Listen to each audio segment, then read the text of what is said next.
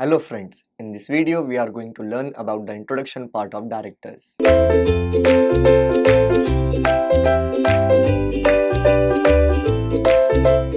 So friends, आज हम इस वीडियो में बात करेंगे एक ऐसे पर्सन के बारे में जिसका डिपेंडेंसी जो है कंपनी का पूरा उसी पर्सन पे डिपेंड होता है।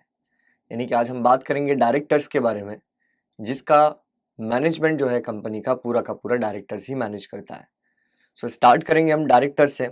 सो बात करेंगे इंट्रोडक्शन टू डायरेक्टर्स में हम first an artificial person. So basically हम बात करेंगे कि जो हमारी कंपनी है वो कंपनी एक आर्टिफिशियल पर्सन है। कंपनी आर्टिफिशियल पर्सन है, जैसे हमने इससे पहले देखा है काफ़ी वीडियोस में कि कंपनी एक आर्टिफिशियल पर्सन इसलिए माना जाता है क्योंकि कंपनी को एक नाम हम देते हैं।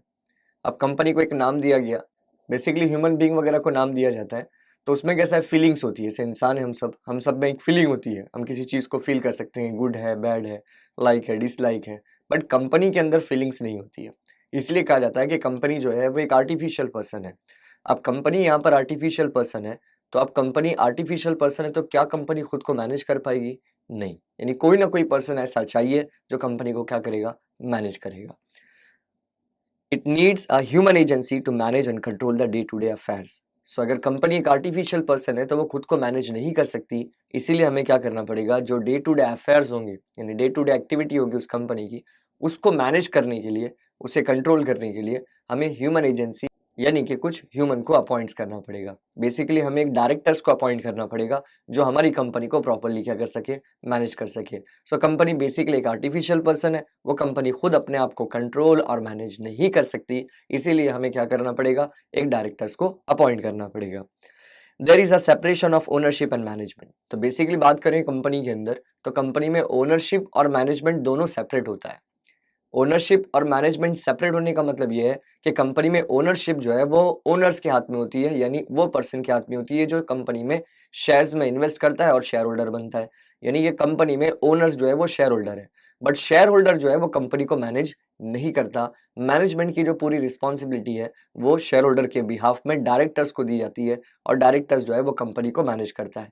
यानी इन शॉर्ट अगर हम बात करें कि कंपनी के अंदर ओनरशिप अलग होती है और मैनेजमेंट अलग होता है। ओनरशिप शेयर होल्डर के पास है और मैनेजमेंट जो है वो कंपनी के डायरेक्टर्स के पास होता है।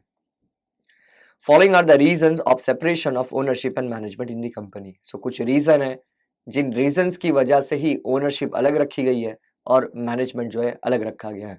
तो कंपनी में क्या ऐसे रीजंस हैं जिनकी वजह से ओनरशिप अलग है और मैनेजमेंट अलग है? तो फर्स्ट रीजन देखेंगे, large business organisation. So normally हम बात करें तो जो जॉइंट स्टॉक कंपनीज है या जो कंपनीज होती है वो लार्ज बिजनेस ऑर्गेनाइजेशन होती है, यानी कि कंपनियां बहुत बड़ी होती है। तो कंपनी जब बड़ी होगी तो उसको मैनेज करने के लिए बहुत डिफिकल्टीज आएंगी। लार्ज बिजनेस ऑर्गेनाइजेशन में बेसिकली जो जॉइंट स्टॉक कंपनी है वो जॉइंट स्टॉक कंपनी काफ़ी साइज में बड़ी होती है, उसके स्कोप्स बहुत ज़्यादा होते हैं, इसलिए शेयर होल्डर इतने कैपेबल नहीं होते कि वो कंपनी को मैनेज कर सकें। इसीलिए हमें क्या करना होता है कि एक एक्सपर्ट पर्सन को यानी ऐसे पर्सन को अपॉइंट करना पड़ता है जो कंपनी को प्रॉपरली कंट्रोल कर सके और मैनेज कर सके।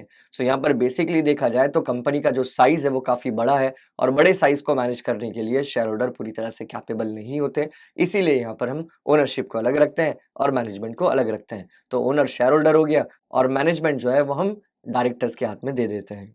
नेक्स्ट रीजन है large number of share holders. So large number of share holders में हम देखेंगे कि कंपनी में जो शेयर होल्डर है वो काफी ज्यादा होते हैं। अगर हम बात करें पब्लिक कंपनी की, तो पब्लिक कंपनी में जो मेंबरशिप रखी गई है वो लार्ज नंबर ऑफ मेंबर्स रखी गई है, यानी वहां पर कोई लिमिट नहीं है, आप कितने भी मैक्सिमम नंबर ऑफ मेंबर्स बना सकते हो। तो जॉइंट स्टॉक कंपनी में जब लार्ज नंबर ऑफ मेंबर्स होंगे या किसी भी बेसिकली कंपनी में अगर लार्ज नंबर ऑफ मेंबर्स होंगे तो उस कंपनी को वो सारे के सारे मेंबर मैनेज नहीं कर सकते। यानी कि अगर किसी कंपनी में 10,000 शेयर होल्डर है यानी 10,000 मेंबर्स हैं, तो अगर 10,000 मेंबर्स हैं, क्या वो 10,000 मेंबर्स पूरे कंपनी को मैनेज करेंगे? नहीं। सो यहाँ पर जब बहुत ज्यादा शेयर होल्डर होंगे तो वो सारे शेयर होल्डर को हम लोग मैनेजमेंट नहीं दे सकते, इसीलिए शेयर होल्डर के बिहाफ में हम कुछ लोगों को अपॉइंट करेंगे एज अ डायरेक्टर जो उन शेयर होल्डर के बिहाफ में वर्क करेंगे, काम करेंगे।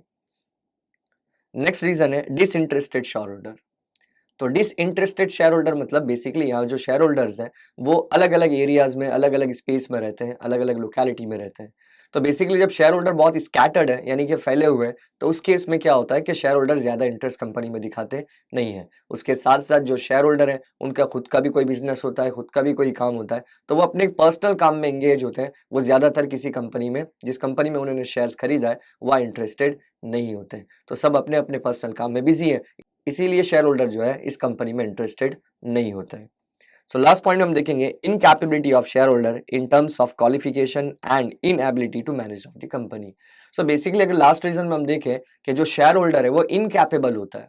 इनकैपेबल होता है इसका मतलब ये है कि वो कंपनी चलाने की क्षमता उसके अंदर नहीं होती, यानी इतनी कैपेबिलिटी उसके अंदर नहीं है कि वो कंपनी को चला सके।